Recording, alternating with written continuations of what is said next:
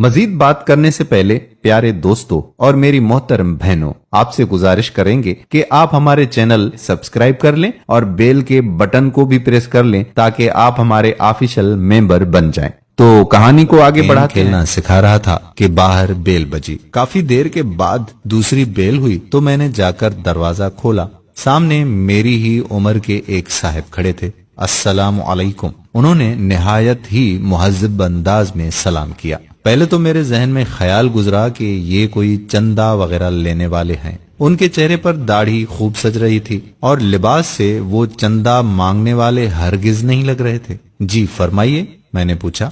कहने लगे कि आप ताहिर साहब हैं। मैंने मुख्तसरन जवाब दिया, जी वो मुझे रफीक साहब ने भेजा है, गालबन आपको किराएदार की जरूरत है। हाँ, मुझे अचानक याद आया कि मैंने दफ्तर के एक साथी को बताया था कि मैंने अपने घर का ऊपर वाला पोर्शन किराए पर देना है। अगर कोई नेक और छोटी सी फैमिली उसकी नजर में हो तो बताएं, क्योंकि दफ्तर की तनख्वाह से खर्चे पूरे नहीं होते। मुझे अफसोस हुआ कि मैंने इतनी धूप में काफी देर उसे बाहर खड़ा रखा। उसे 6 माह के लिए मकान किराए पर चाहिए था, क्योंकि अपना मकान वो गिराकर दोबारा तामीर करवा रहे थे। मैंने 3000 किराया बताया, लेकिन बात 2000 पर पक्की हो गई। वो चला गया तो मुझे अफसोस होने लगा कि किराया कुछ कम है। गो के ऊपर सिर्फ एक छोटा सा कमरा, किचन और बाथरूम था। मुझे अपनी बीवी का धड़का लगा हुआ था कि उसे मालूम होगा तो कितना झगड़ा होगा, और वही हुआ। बकौल उसके कि 2000 तो सिर्फ बच्चों की फीस है। मुझे उसने काफी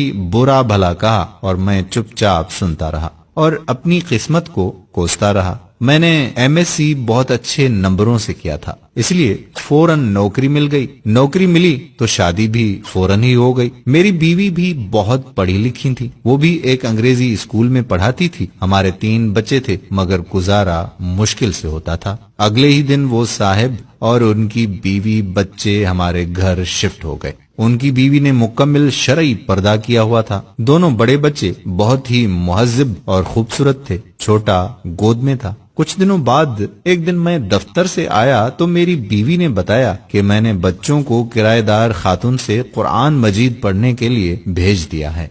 अच्छा पढ़ाती हैं। उनके अपने बच्चे इतनी खूबसूरत तिलावत करते हैं। मजीद कुछ दिन बाद मैंने उनके एक बेटे से तिलावत सुनी तो पहली मर्तबा मेरे दिल में ख्वाहिश उभरी कि काश हमारे बच्चे भी इतना अच्छा कुरान मजीद पढ़ें। एक दिन मैं बाहर जाने लगा तो अपनी बीवी से पूछ ही लिया कि वो पार्लर जाएगी तो लेता चलूं, क्योंकि पहले तो 2 महीने में 3-4 मर्तबा पार्लर जाती थी और इस महीने में एक बार भी नहीं गई थी। उसने जवाब दिया कि पार्लर फजूल खर्ची है। जितनी खूबसूरती चेहरे पर 5 बार वुजू करने, नमाज और तिलावत से आती है, किसी चीज से नहीं आती। अगर ज्यादा जरूरत हो तो घरेलू इस्तेमाल की चीजों से ही चेहरे पर निखार रहता है। एक रोज मैं केबल पर ड्रामा देख रहा था तो मेरे छोटे बेटे ने मुझे बगैर पूछे टीवी बंद कर दिया और मेरे पास आकर बैठ गया। बाबा, ये बेकार मशगला है। मैं आपको अपने नबी हजरत मोहम्मद सल्लल्लाहु अलैहि वसल्लम का एक वाकया सुनाऊं? मुझे गुस्सा तो बहुत आया, लेकिन अपने बेटे की जुबानी जब वाकया सुना तो मेरा दिल भर आया।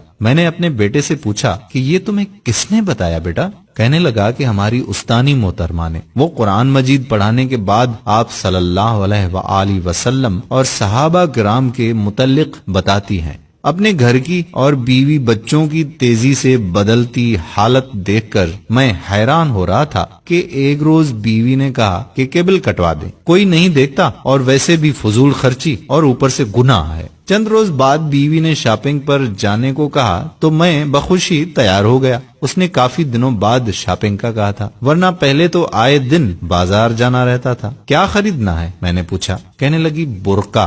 मैंने कहा क्या बुर्का? मैं हंसा तो वो बोली, पहले मैं कितने ही गैर शरई काम करती थी, आपने कभी मजाक नहीं उड़ाया था। अब अच्छा काम करना चाहती हूँ तो आपको मजाक सूझ रहा है। میں کچھ نہ بولا. پھر چند دن بعد اس نے مجھے کافی سارے پیسے دیے اور کہا کہ فرج کی باقی قیمت ادا کر دیں تاکہ مزید قسطیں نہ دینی پڑیں. اتنے روپوں کی بچت کیسے ہو گئی؟ وہ مسکرائی، کہنے لگی بس ہو گئی. جب انسان اللہ تعالیٰ کے بتائے ہوئے احکام پر چلنے لگے تو برکت خود بخود ہو جاتی ہے. یہ بھی وہ کرایہ دار خاتون نے بتایا ہے. سکون میرے اندر تک پھیل گیا. میری بیوی اب نہ مجھ سے کبھی لڑی نہ شکایت کی. بچوں کو وہ گھر میں پڑھا دیتی ہے. خود بچوں کے ساتھ قرآن مجید تجوید سے پڑھنا سیکھ رہی تھی. وہ خود نماز پڑھنے لگی اور بچوں کو سختی سے نماز پڑھنے بھیجتی. مجھے احساس ہونے لگا کہ نجات کا راستہ یہی تو ہے. پیسہ اور آرائش سکون نہیں دیتا، اطمینان تو بس اللہ کی یاد میں ہے. مجھے اس دن 2000 کرایہ تھوڑا لگ رہا تھا. آج سوچتا ہوں تو لگتا ہے کہ وہ تو اتنا زیادہ تھا کہ آج میرا گھر سکون سے بھر گیا ہے.